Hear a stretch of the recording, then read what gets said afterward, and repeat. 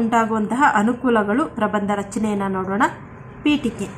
ಋತುಮಾನ ಬದಲಾದ ಹಾಗೆ ಚಳಿಗಾಲ, ಮಳೆಗಾಲ, ಬೇಸಿಗೆ ಕಾಲ ಹೀಗೆ ಪ್ರತಿ ಋತುವಿಗೂ ಕೂಡ ತನ್ನದೇ ಆದಂತಹ ಸಹಜವಾದಂತಹ ಗುಣ ಇರುತ್ತೆ.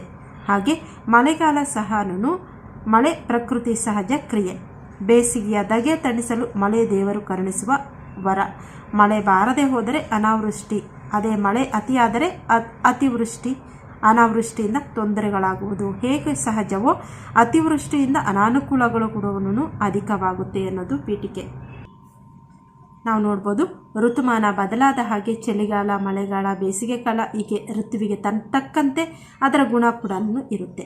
ಉದಾಹರಣೆಗೆ ಚಳಿಗಾಲ ಬಂದಾಗ ತುಂಬಾ ಚಳಿ ಇರುತ್ತೆ, ಮಳೆಗಾಲ ಬಂದಾಗ ತುಂಬ ಮಳೆ ಬೀಳ್ತಾ ಇರುತ್ತೆ, ಬೇಸಿಗೆ ಕಾಲ ಬಂದಾಗ ತುಂಬ ಬಿಸಿಲು ಧಗೆ ಇರುತ್ತೆ. ಇದು ಪ್ರಕೃತಿ ನಿಯಮ. ಈ ಪ್ರಕೃತಿ ಸಹಜ ಕ್ರಿಯೆ ಬೇಸಿಗೆಯ ಧಗೆಯನ್ನು ತಣಿಸಲು ಮಳೆ ನಮಗೆ ದೇವರು ಕರುಣಿಸಿರುವಂತಹ ವರ. ಮಳೆ ಬರದೇ ಹೋದರೆ ಅನಾವೃಷ್ಟಿ ಅಂತ ಕರಿತೀವಿ. ಅದೇ ಮಳೆ ಅತಿಯಾದರೆ ಅದನ್ನು ಅತಿವೃಷ್ಟಿ, ಅನಾವೃಷ್ಟಿ ಅತಿಯಾದರೆ ಅತಿವೃಷ್ಟಿ ಅಂತ ಕರಿತೀವಿ. ಈ ಅನಾವೃಷ್ಟಿಯಿಂದ ತೊಂದರೆಯಾಗುವುದು ಹೇಗೆ ಸಹಜವೋ ಅತಿವೃಷ್ಟಿಯಿಂದ ಕೂಡ ಅನಾನುಕೂಲ ಆಗುತ್ತೆ. ನಾವಿಲ್ಲಿ ನೋಡ್ಬೋದು, ಮಳೆ ಬರದೇ ಹೋದರೆ ಅನಾವೃಷ್ಟಿ ಅಂತ ಹೇಳ್ತೀವಿ, ಅದೇ ಮಳೆ ಅತಿ ಆದರೆ ಅತಿವೃಷ್ಟಿ ಅಂತ ಹೇಳ್ತೀವಿ. ಈ ಅತಿವೃಷ್ಟಿ ಸಂಭವಿಸುವುದರಿಂದ ಅನುಕೂಲಗಳು ಹೇಗಿದೆಯೋ ಹಾಗೆ ಅನಾವೃಷ್ಟಿಯಿಂದ ಕೂಡ ಅನಾನುಕೂಲಗಳು ಎರಡೂ ಕೂಡ ಇದೆ.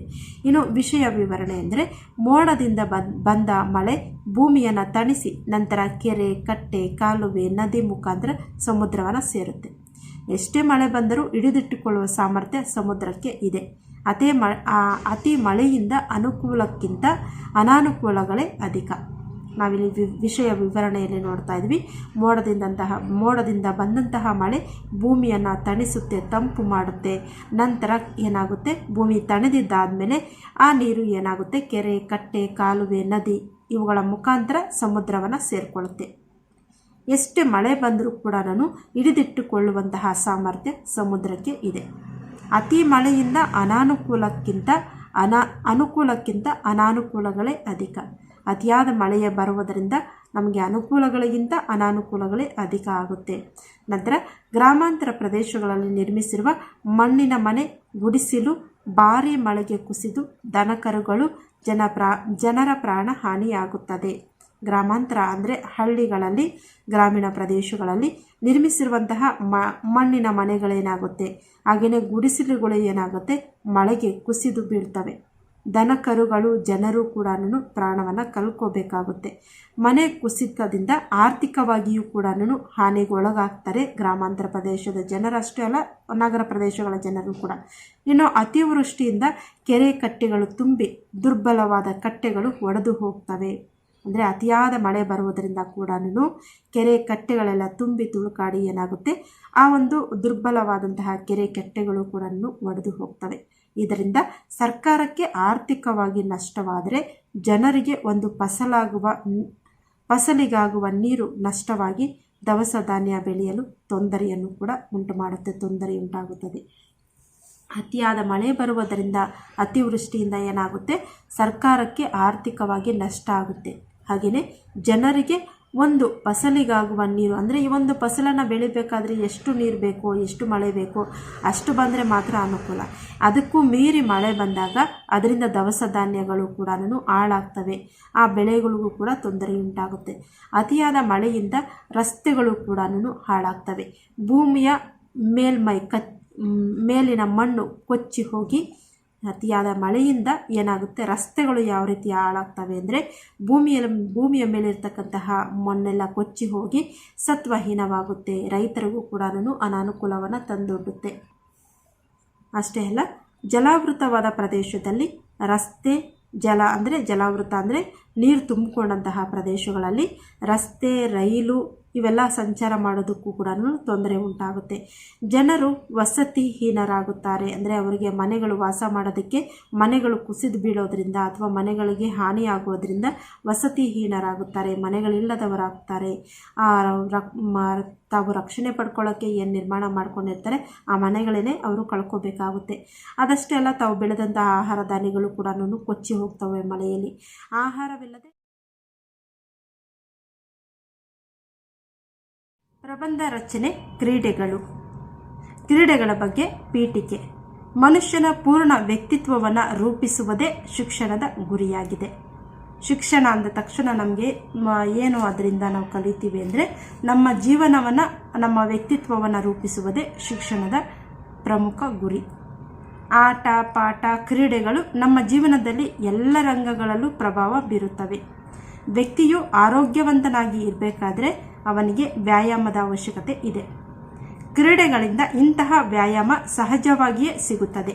ಅಲ್ಲದೆ ಕ್ರೀಡೆಗಳಿಂದ ಮನರಂಜನೆ ದೊರೆಯುತ್ತದೆ. ಹಾಗಾಗಿ ಕ್ರೀಡೆಗಳಿಗೆ ಬಹಳ ಜನಪ್ರಿಯತೆ ಕೂಡ ಇದೆ.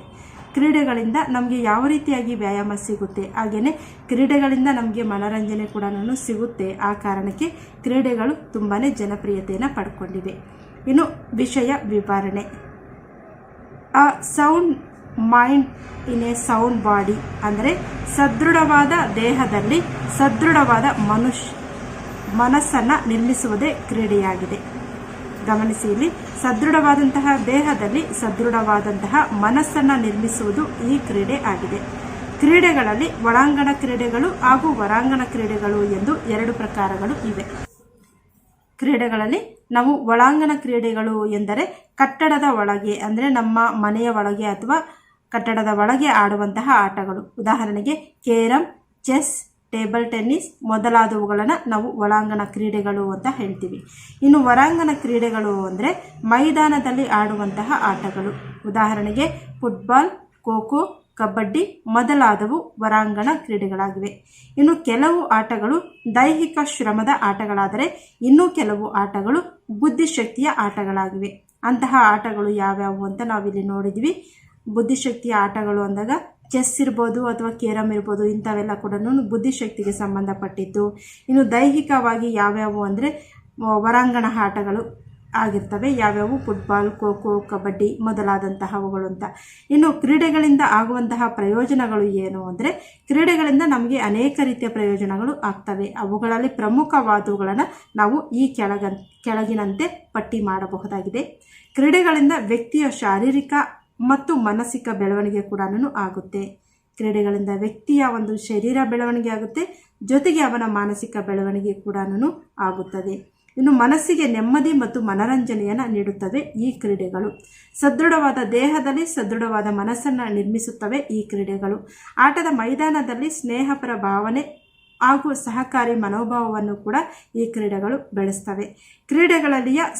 ಕ್ರೀಡೆಗಳಲ್ಲಿ ನಾವು ಸೋಲು ಗೆಲುವಿನ ಅನುಭವಗಳು, ಸಿಹಿ ಕಹಿ ಅನುಭವಗಳು ವ್ಯಕ್ತಿಯನ್ನು ಭಾವಿ ಜೀವನಕ್ಕೆ ಸಿದ್ಧ ಮಾಡ್ತವೆ. ಕ್ರೀಡೆಗಳು ವಿದ್ಯಾರ್ಥಿಗಳ ಶಾರೀರಿಕ ಬೆಳವಣಿಗೆಗೂ ಕೂಡ ಅನುಕೂಲ ಮಾಡಿಕೊಡುತ್ತವೆ. ಇನ್ನು ಉಪಸಂಹಾರ ಅಂದರೆ ಕ್ರೀಡೆಗಳ ಮುಖ್ಯ ಉದ್ದೇಶ ಏನಪ್ಪ ಅಂದರೆ ಜನರ ಶಾರೀರಿಕ ಮತ್ತು ಮಾನಸಿಕ ಬೆಳವಣಿಗೆಯನ್ನು ಹೆಚ್ಚಿಸುವುದು.